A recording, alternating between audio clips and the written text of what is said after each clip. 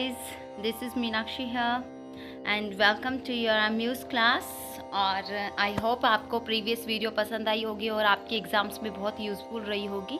और आज भी मैं एक नया टॉपिक लेकर आई हूँ, डिफरेंट टॉपिक, संगीत और साहित्य। That is very important topic in UGC net also.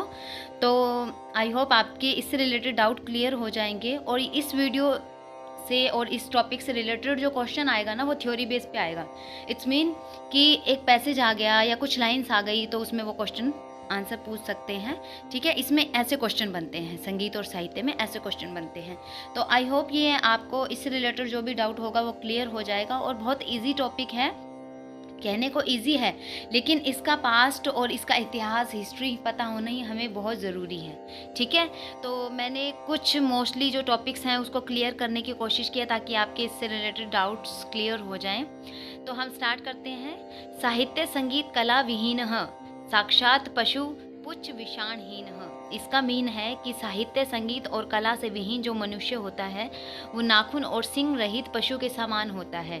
सही है। अगर मान लीजिए आप संगीत कर रहे हैं, आप संगीत में आगे बढ़ रहे हैं, तो उसका हिस्ट्री आपको नहीं पता होगी तो क्या आप संगीत कर पाएंगे? क्या आप कर पाएंगे? ये भृतहरि नीति शतक है, जो भृतहरि के द्वारा लिखी गई जो है नीति शतकम, उसमें ये भी मेंशन है। और जो भरत का नाट्य शास्त्र है ना, उसमें भी ये बात बोली गई है कि संगीत क्या है, गायन, वादन और नृत्य जो है, तीनों का संयोग जो है वही तो संगीत है। और हिंदी के, संस्कृत के जो भी ज्ञाता है वो इंसाइक्लोपीडिया में भी उन्होंने यही बात बोली है। ठीक है, अगर साहित्य और संगीत को हमें समझना है ना, तो उसको एक चीज़ माननी पड़ेगी, उसके एक तत्व, उसको एक तत्व के अंदर लाना होगा। अगर हम अलग अलग लेंगे तो हम कभी भी संगीत और साहित्य को नहीं समझ पाएंगे। मेरा कहने का मतलब ये है कि आपको संगीत और साहित्य को एक साथ मानकर चलेंगे तो बहुत इजीली समझ पाएंगे। और पर्यावरण चिकित्सा में और मनुष्य के लिए ये बहुत इम्पोर्टेंट है, कहीं ना कहीं एक मेन रोल जो है ये प्ले करता है। संगीत और साहित्य को समझने के लिए भरत मुनि के नाट्य शास्त्र में संगीत शास्त्र और काव्य शास्त्र की सूक्ष्म पकड़ की ज़रूरत है। इस मीन कि भरत मुनि का जो नाट्य शास्त्र है, संगीत शास्त्र है, उसको अगर हम पढ़ते हैं डीपली तो हम संगीत और साहित्य को बहुत ईजिली समझ पाते हैं। कि भरत मुनि के नाट्य शास्त्र में मेनली ये मेंशन किया हुआ है। जहाँ इतिहास अपनी परंपरा से, इतिहास को परंपरा से जानते हैं, राजा की वंशावली जो होती है उनसे हम उनका पास्ट जानते हैं, काव्य शास्त्र से उनके संप्रदाय जानते हैं, और संगीत कैसे जानते हैं, उनके घरानों से हम संगीत की पहचान करते हैं। वैसे ही संगीत और साहित्य को समझना है तो इनके विधानों को एक जगह पर केंद्रित करना होगा, उसको केंद्र मानकर उन दोनों को समझने का हमें प्रयास करना होगा। जब तक हम किसी के इतिहास को नहीं समझेंगे, हम उस चीज़ के बारे में समझ ही नहीं पाएंगे। अगर संगीत आप मानते हैं कि संगीत आप प्रेजेंट कर रहे हैं, संगीत कैसे बना, संगीत के पीछे साहित्य छुपा हुआ है। अगर साहित्य नहीं होगा तो संगीत नहीं होगा, संगीत नहीं होगा तो साहित्य नहीं होगा। संगीत और साहित्य दोनों ही मनुष्य के लिए अनिवार्य हैं। ठीक है, इन दोनों का मेल जो है ना, इंसान को एक अच्छी मूर्त, सांगीतिक मूर्त प्राप्त करवाता है। तो स्वरों का ज्ञान प्राप्त करने के लिए वर्तमान में अनेक शास्त्रों के जो शास्त्रज्ञ हैं उनके द्वारा लिखित जो ग्रंथ हैं, हम उनको पढ़ते हैं। संगीत हम कैसे जानते हैं, संगीत को, संगीत के पास्ट को हम कैसे जानते हैं? हम जो भी लिखे हुए ग्रंथ हैं, सबके लिखे हुए, जितने भी इतिहासकार हैं उनके लिखे हुए ग्रंथ जो हैं, संगीत शास्त्री हैं, उन सबको हम पढ़ते हैं। वैसे रस को प्राप्त करने के लिए हम क्या करेंगे, साहित्य के बारे में पूरी जानकारी रखने की पूरी कोशिश करेंगे। ठीक है, इसी तरीके से अगर संगीत को हमें जानना है तो उसके साहित्य को जानना बहुत ज़रूरी है। अगर साहित्य की नॉलेज हमें नहीं होगी तो हम संगीत भी अच्छे से प्रेजेंट नहीं कर पाएंगे।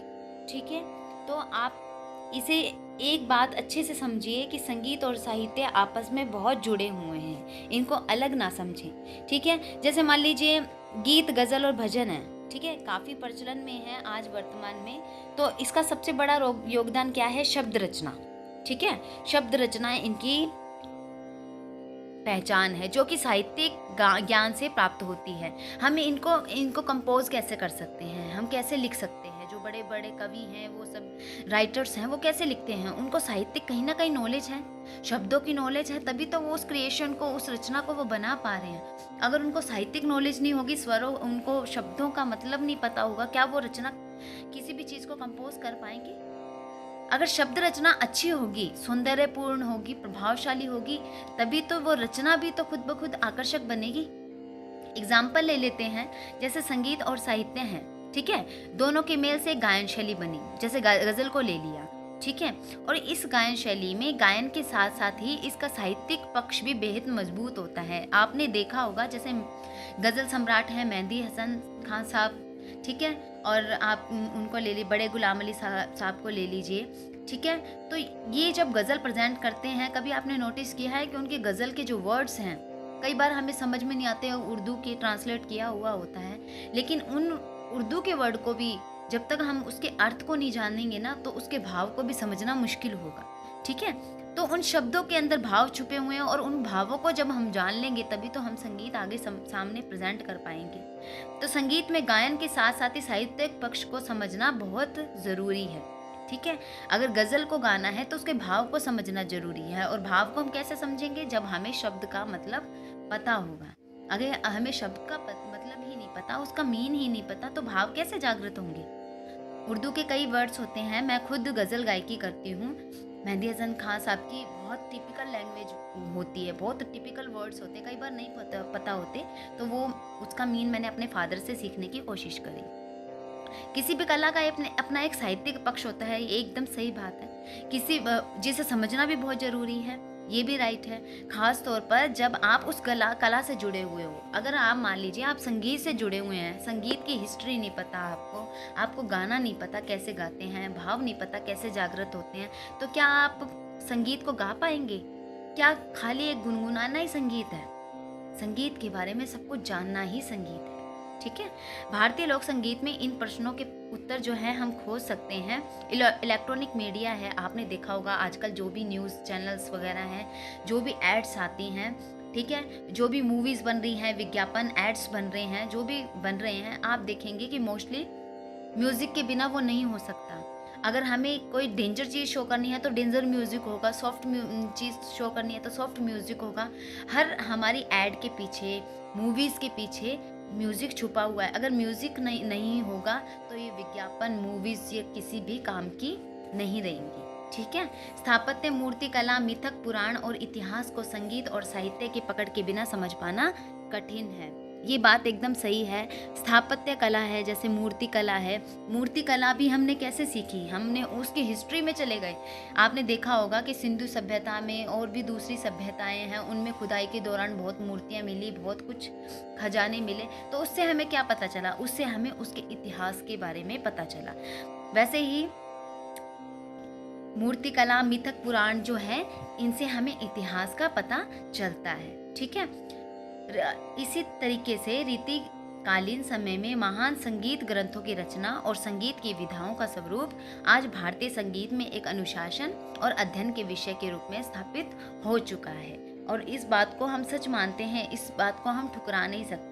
तो इसलिए संगीत और साहित्य आपस में जुड़े हुए हैं। आई होप आपको ये समझ में आ गई होगी बात। और ये टॉपिक मैंने इसलिए बनाया है क्योंकि मैं इससे रिलेटेड कुछ आगे क्वेश्चंस लेकर आऊँगी आपके लिए, और संगीत और साहित्य आपको नहीं पता होगा तो उसके बारे में आप जल्दी समझ नहीं पाते। संगीत और साहित्य समझने से हमें अगर इससे रिलेटेड कोई क्वेश्चन आ जाता है तो डीपली हमारी माइंड में वो ऑटोमेटिकली वो चीज़ सेट हो जाती है और हम उस चीज़ को पुट कर सकते हैं, ठीक है। तो ये था संगीत और साहित्य, और नेक्स्ट वीडियो में मैं कुछ और डिफरेंट लाने की कोशिश करूँगी।